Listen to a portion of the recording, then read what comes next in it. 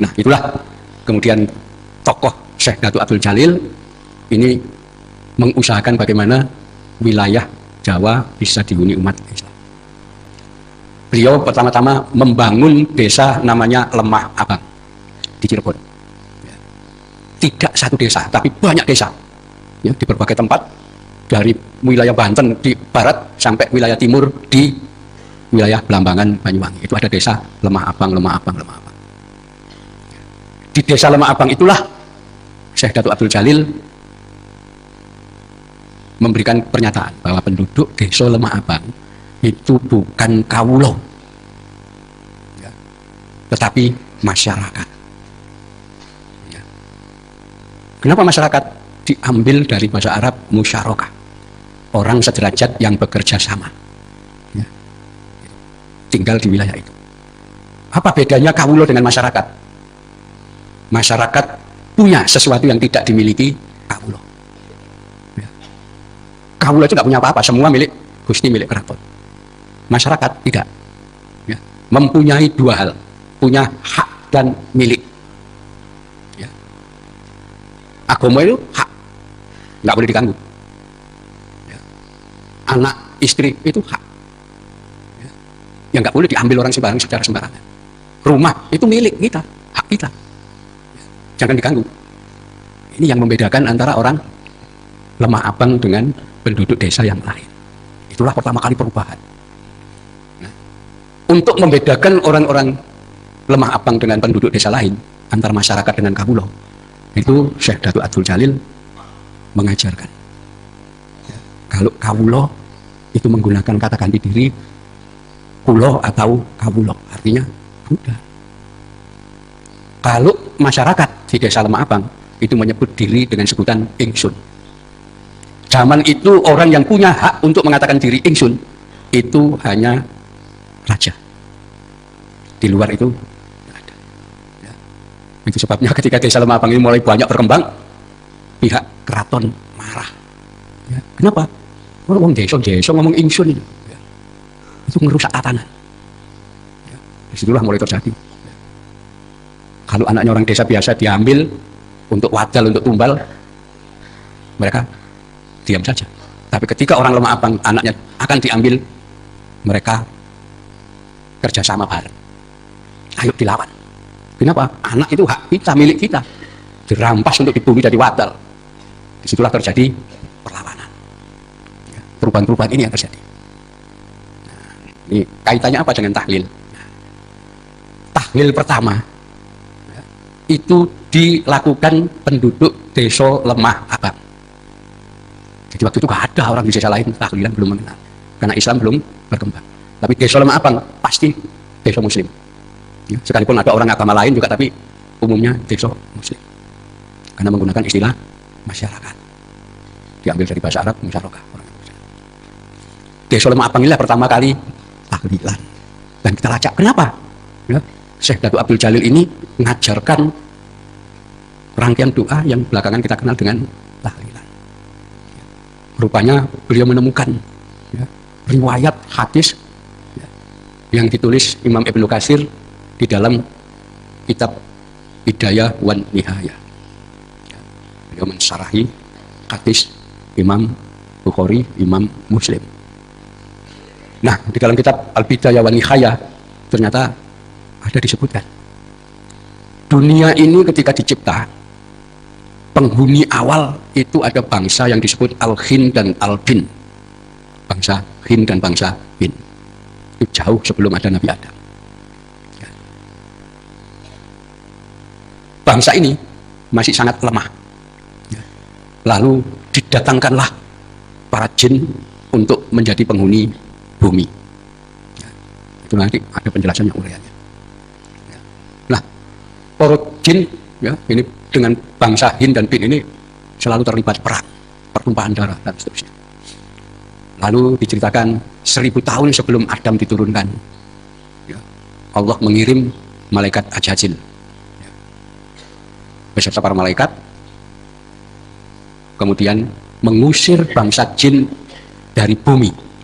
Mereka diusir semua dan tinggal di pulau-pulau di tengah laut. Artinya bangsa jin itu diusir dari wilayah daratan untuk pergi ke wilayah pulau-pulau di tengah laut. Nah, itulah yang kemudian jadi dasar Syekh Datuk Abdul Jalil untuk berpikir, Nusantara ini pulau-pulau di tengah laut, berarti bangsa jin panggonan ini di pulau-pulau Nusantara.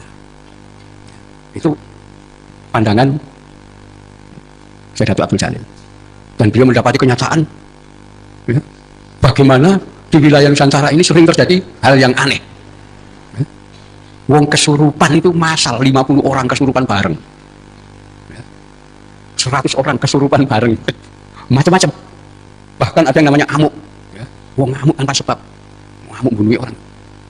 Ya. Ini pasti pengaruh dari bangsa jin penghuni pulau di tengah laut.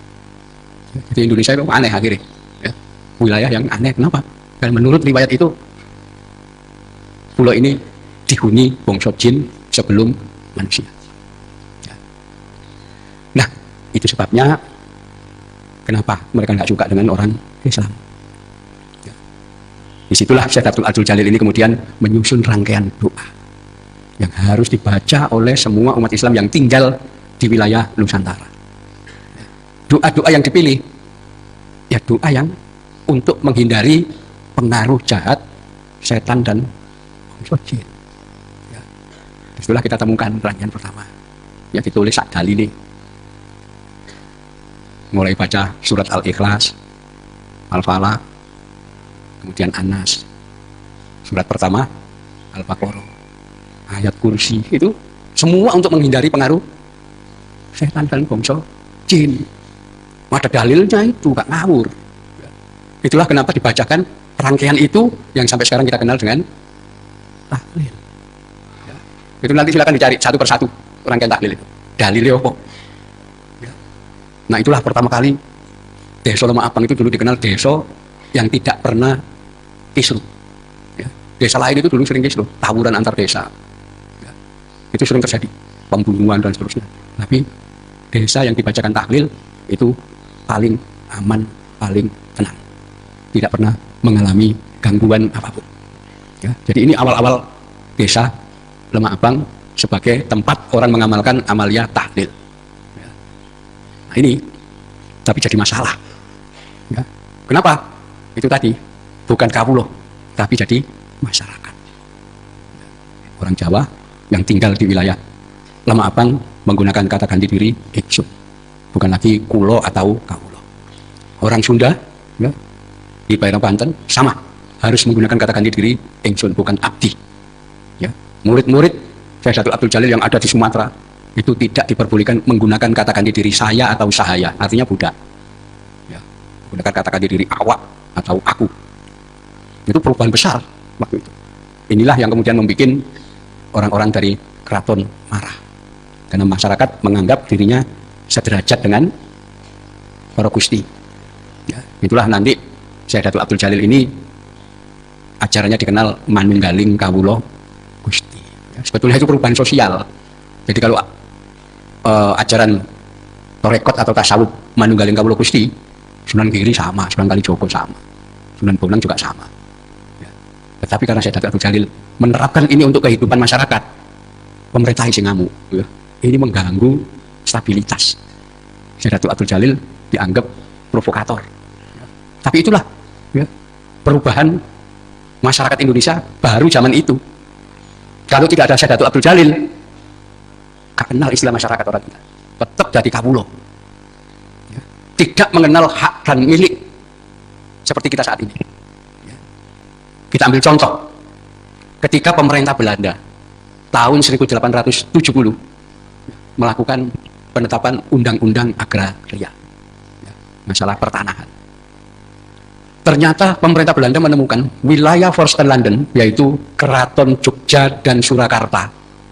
Ya, itu ternyata penduduknya tidak punya tanah, tidak punya rumah. Kenapa?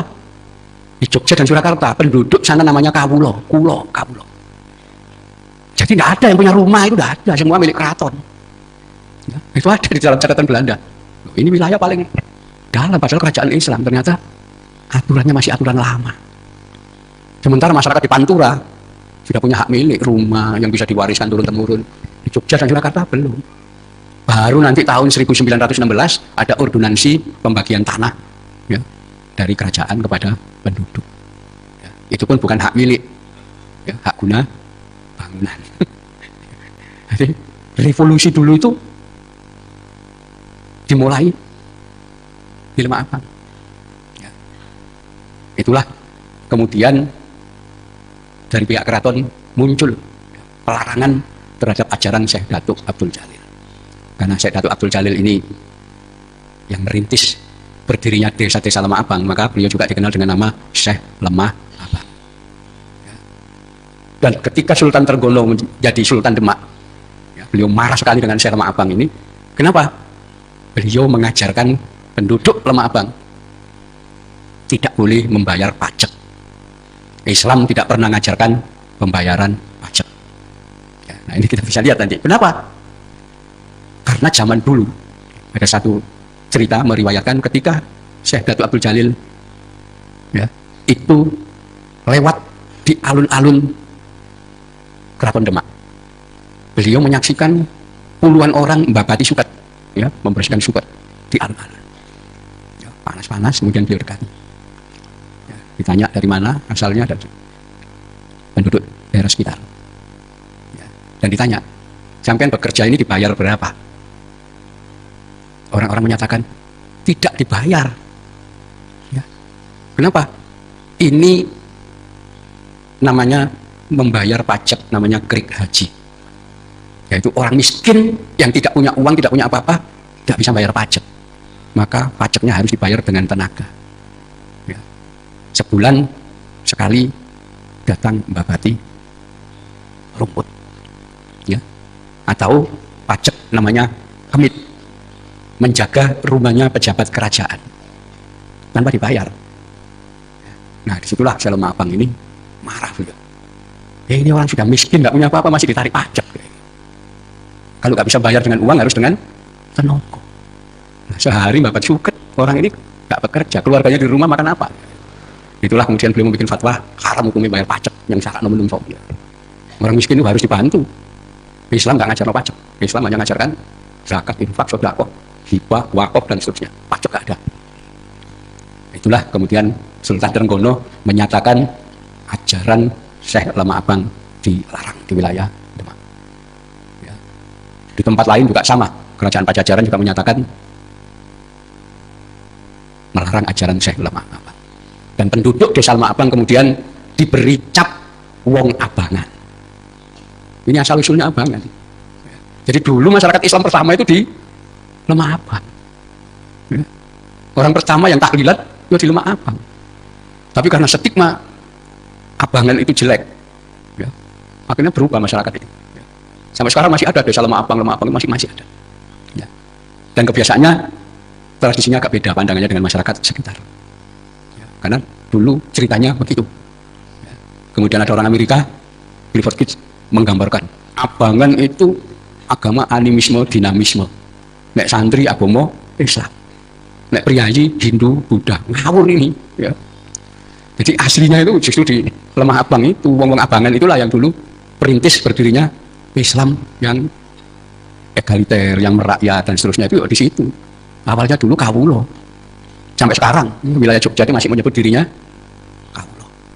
Ya. Dan penduduk Jogja itu memang nggak ada tanah hak milik itu ya, sampai sekarang ya statusnya masih semacam tanah pinjaman dari keraton. Keraton sewaktu-waktu bisa ngambil tanah itu. Sementara di wilayah Pantura, area dakwanya Wali Songo, ya hak milik sudah di luar dua keraton itu. Rumah yang milik kita, hak kita milik anak-anak milik kita. Di mana semua ini bisa diwariskan ke anak cucu. Ya. Jadi ini ya, tahlilan itu menceritakan tentang perubahan sosial masyarakat Islam di Indonesia. Justru itulah yang menandakan munculnya komunitas Islam yang disebut masyarakat. Itu kaitannya dengan tahlil. Habis itu desa-desa sekitar ikut ya, tahlilan semua. Dengan harapan agar terhindar dari pengaruh jahat, setan dan bongso jin.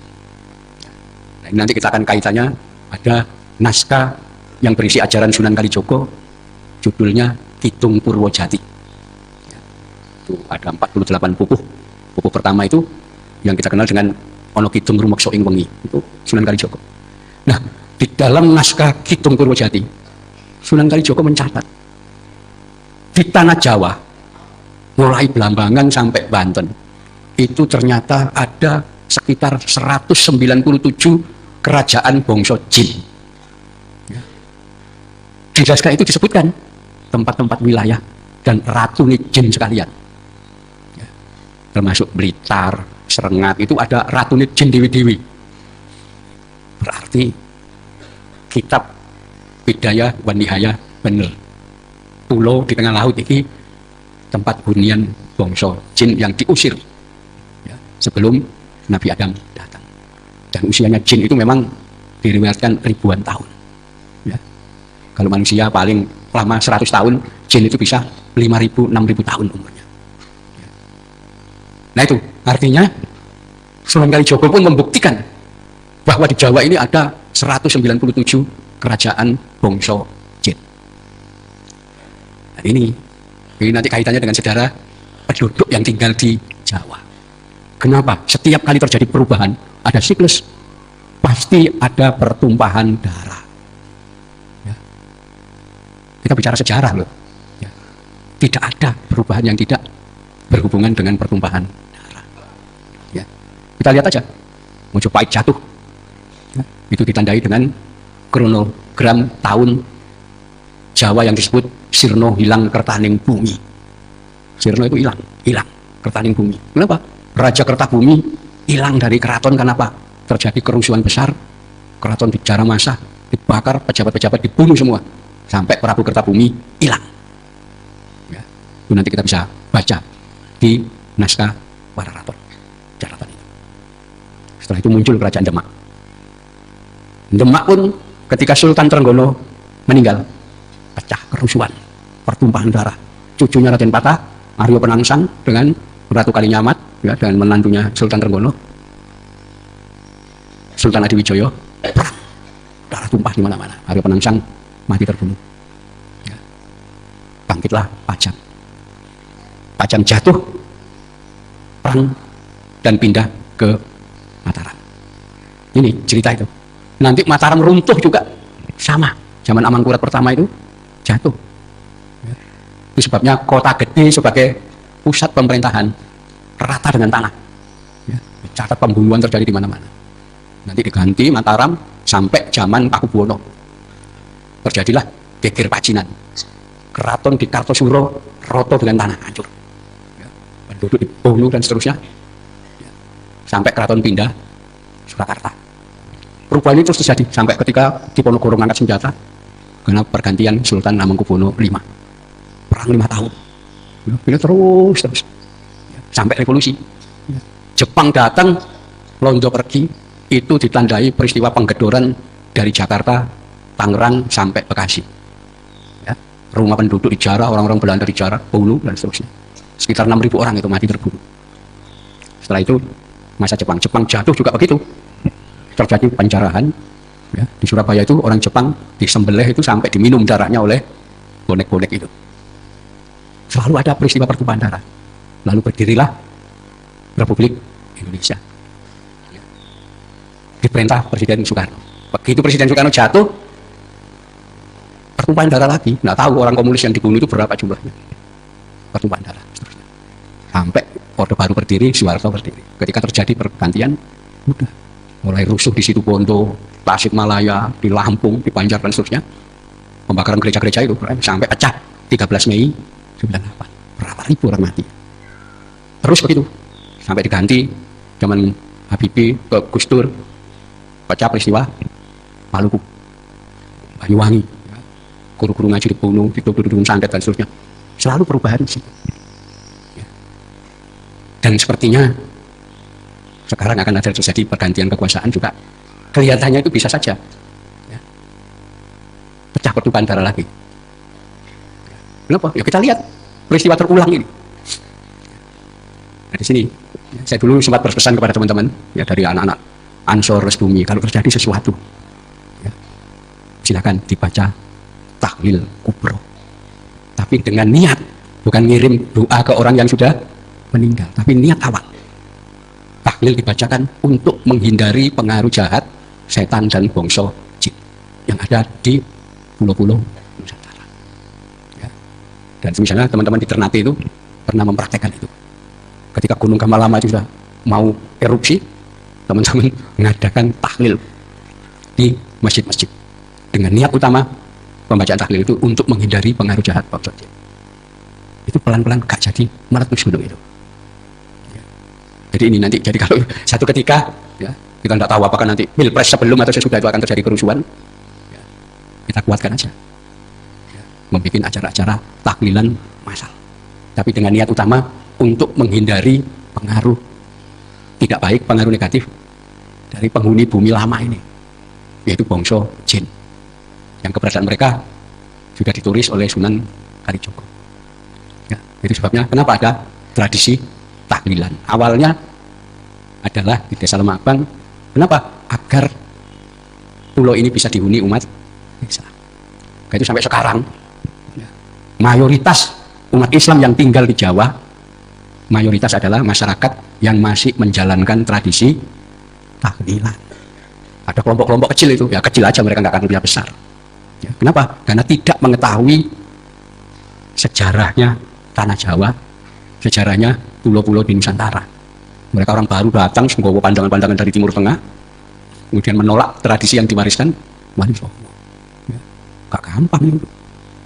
Orang perang itu dia harus tahu dulu medannya bagaimana, kekuatan musuhnya berapa, harus tahu itu. Gak datang langsung uang ditembaki lah, mesti kalah dia. Ya, makanya itu zaman Wali Songo sudah ada peletak-peletak dasar. Ya, termasuk masyarakat. Kenapa Indonesia nggak bisa diadu domba seperti Timur Tengah? Karena konsep masyarakat adalah konsep orang bekerja sama, orang sederajat yang bekerja sama satu sama lain. Bukan karena dia agamanya sama, enggak. Bukan karena dia sukunya sama, enggak. Tapi kerjasama, kenapa? Kepentingannya sama. Karena itu masyarakat ini tidak ditandai, oh masyarakat Islam, enggak ada itu. Namanya masyarakat itu orang Kristen, Buddha, Hindu, campur jadi satu. Ya, itulah yang menguatkan di sini. Sementara di Timur Tengah, gak ngerti ketika bicara soal masyarakat. Kenapa?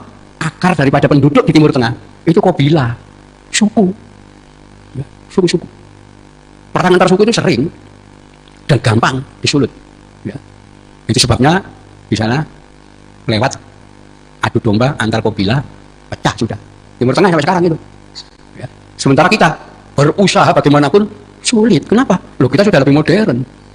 Kita menggunakan istilah masyarakat, orang sederajat yang bekerja sama, yang memiliki nasib yang sama, kepentingan yang sama, tanpa melihat latar suku, tanpa melihat latar bangsa, tanpa melihat latar agama. Ayo, ya, inilah yang kemudian oleh Bung Karno dulu disebut Bhinneka Tunggal Ika, kita masyarakat yang maju. Kata-kata masyarakat dari bahasa Arab tapi tidak dikenal di Timur Tengah, justru dipraktekkan di sini. Ya. Itu sebabnya di Indonesia ini juga akar daripada kemasyarakatan itu sangat kuat. Ya. Sejak zaman Wali Songo. Jadi NU itu baru 1926 organisasi jamaah. Tapi amaliyah ya sudah sejak zaman Wali Songo. Itu sebabnya sampai sekarang sulit. Ya. Mau dibongkar, mau diadu domba, mau dipecah-pecah, sulit. Kenapa? Banyak akar tradisi budaya yang dipegang kuat oleh kita. Dan sejarah membuktikan bangsa yang tidak punya tradisi budaya hilang. Ya, dia hilang dari permukaan.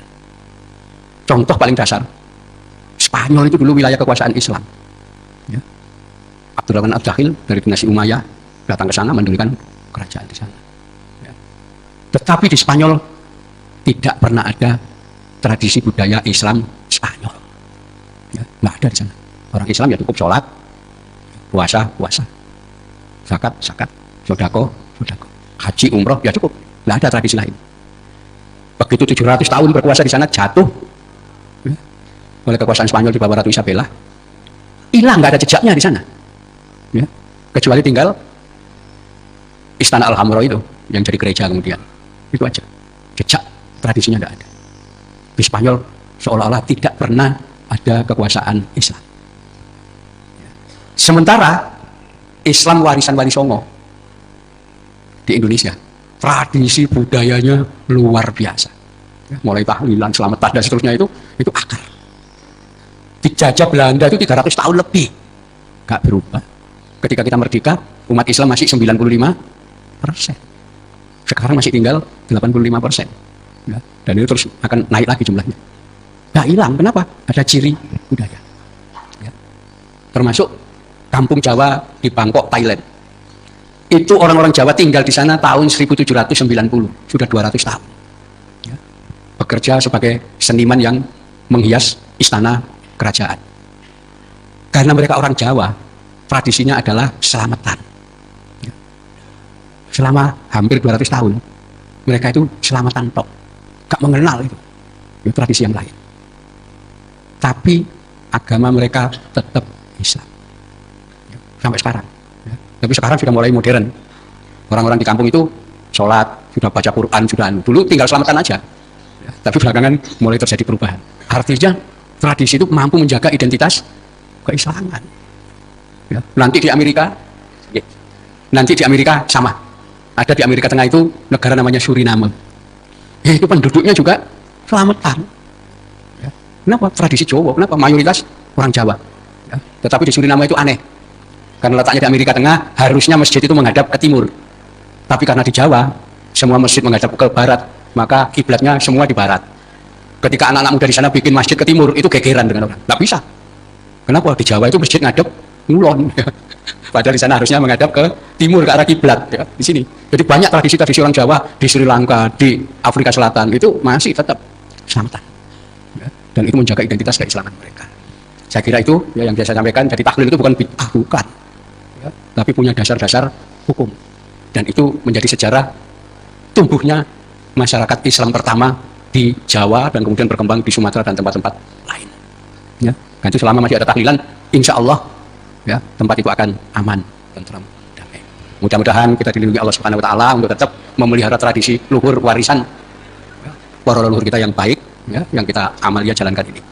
Monggo kita berdoa, mudah-mudahan kita selalu diberi rahmat oleh Allah bahwa Indonesia tetap menjadi tempat bagi umat Islam yang mewarisi tradisi luhur, yaitu umat Islam yang penuh toleransi, umat Islam yang damai, umat Islam yang moderat, yang hidup serba penuh kesyukuran. Ya, sedikit saya kan, kenapa? Kita harus bersyukur tinggal di negara Indonesia dan kita harus bersyukur menjadi bangsa Indonesia. Kenapa? Wilayah Indonesia ini adalah wilayah berlimpah makanan, wilayah paling subur, wilayah paling kaya sak-dunia. Jadi kalau kita membuka peta mineral, ya, saya baru membuka kemarin, satu-satunya negara yang negerinya itu mengandung emas, nikel, timah, uranium, baja, besi, cuma Indonesia. Tempat lain itu cuma ada minyak, ya, nggak ada emas. Di sini ada permata macam-macam itu ada semua. Ya. Saking makmurnya Indonesia, sampai bosok daerah Jawa, Bali, Sunda, Sumatera tidak kenal istilah miskin, nggak ada. Miskin itu bosok Arab masuk. Kata-kata fakir bosok Arab juga. Nanti kata-kata mudarat menjadi mudarat dibaca melarat juga dari bahasa Arab serapannya. Bahasa Jawa asli nggak kenal, nggak ada istilah itu. Kenapa? Ya, kita bangsa yang berlimpah makanan. Ya. Nanti mudah-mudahan di waktu yang lain kita bisa membahas soal ini. Ya, tapi yang jelas kita harus bersyukur tinggal di wilayah yang kaya raya ini, yang jadi rebutan bangsa-bangsa di dunia. Ingat, Allah mengingatkan, la in syakartum la azidannakum. Sopo sing syukur bakal ditambah-tambah kenikmatan syukur. Ya. Tapi kita jangan mengikuti pandangan orang, tidak bersyukur, ngomel lah, wah kita masyarakat miskin. Nggak ada. Ya. Kita makmur. Sejarah Indonesia tidak pernah ada Indonesia ini kelaparan, nggak pernah ada. Mulai zaman kuno sampai sekarang. Ya. Jadi kita harus meningkatkan rasa syukur kita. Ya, karena itu kita berdoa mudah-mudahan dengan peningkatan rasa syukur, ya, kita tetap menjadi negara yang makmur, dilimpahi kesuburan, ya, kita aman, tenteram, jauh dari